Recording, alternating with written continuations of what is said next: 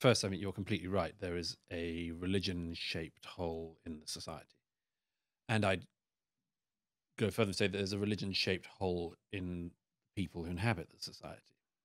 You see it with the intersectionists, with the fact that all of it apes all of the habits of organized religion. It has by now developed its own theories of guilt, atonement, um, excommunication, heresy. We've even got flagellation back, albeit in limited forms. Hasn't caught on that widely yet, but we have seen it. And all of this is because I think I said in my last book, one in The Strange Death of Europe, we are in this unusual position as societies, America, Britain, where we have conversations about almost everything, but not about what we're doing here, what the purpose of life must be or might be. I notice this quite often when talking to people in their teens, for instance. There's this sort of, let's put it this way, broadly speaking, conservatives sort of say, well, let's get the conditions of the market in place to free people up and then find happiness where you will. Have you got any idea of how we should do that? Well, kind of left that alone. And then a portion of the left has come along and said, actually, we've got a very clear set of routines for you. We've got a really almost full-time job for you. And it's got purpose and it's got drive and it's got some justifications. And this is something to do with your life. And I do think that there has been a massive abdication of responsibility by a lot of the adults in our society of saying how that hole should be filled. Now, I have my own views on that, and I'm not that prescriptive about it as it happens, because I think there's an almost infinite number of ways in which people can find purpose and meaning in their lives. The reason I wrote The Madness of Crowds was to say, know about this, know the scale of it, and try as hard as possible, as fast as possible to shortcut it, and then get on to what you should be doing.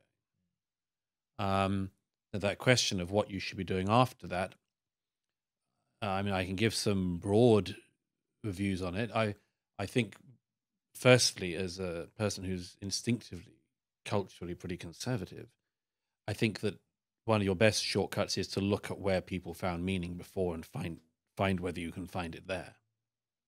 In the places, in the ideas, in the culture in which our forebears found purpose and meaning and drive.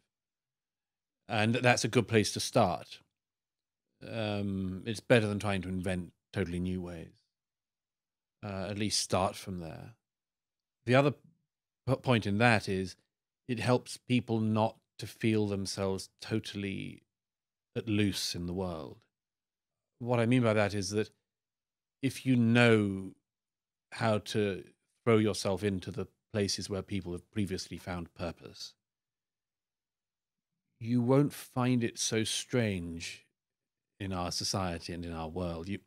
You'll know what people are talking about when they talk about certain music or certain art or religion.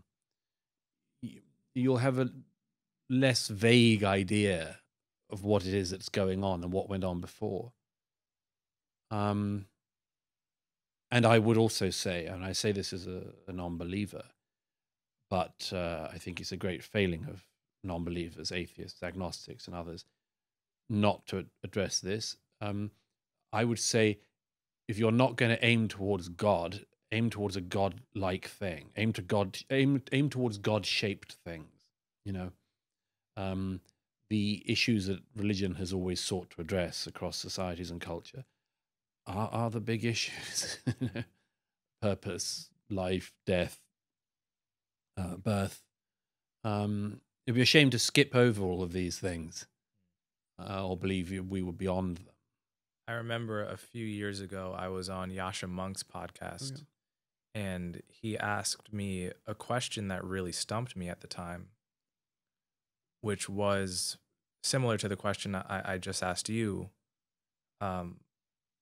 So say, I've been very critical of woke identity, intersectional politics, all of the things you're talking about in the book are things that I'm young enough that I basically grew up with it in the teenage years. I sort of was exposed to it before it hit the wider culture, Right.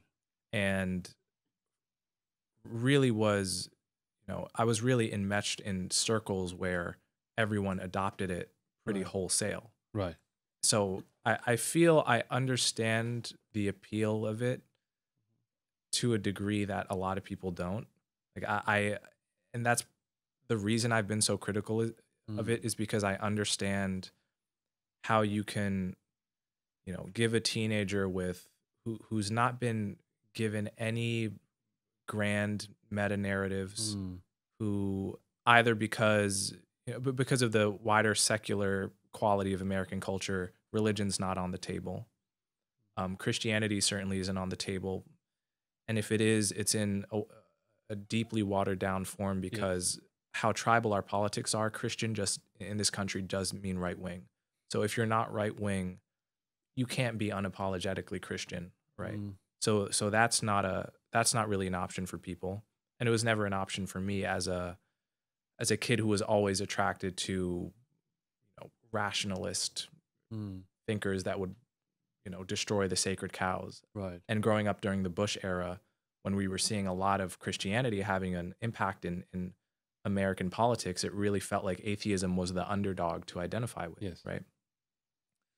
So I see how you give a kid like that a set of beliefs about, a set of beliefs that sets up a good versus evil narrative. Mm. It says there are bad people in the world and there are bad systems, and it's your spiritual mission essentially to fight this. Yeah. And we have very simple solutions, policies you can support, but beyond even policies, just ways of moving through the world Mm. and navigating the issues of race, gender, sexuality, gender identity, and so forth, that just make you a part of this, Star Wars like struggle against the Empire. Yes.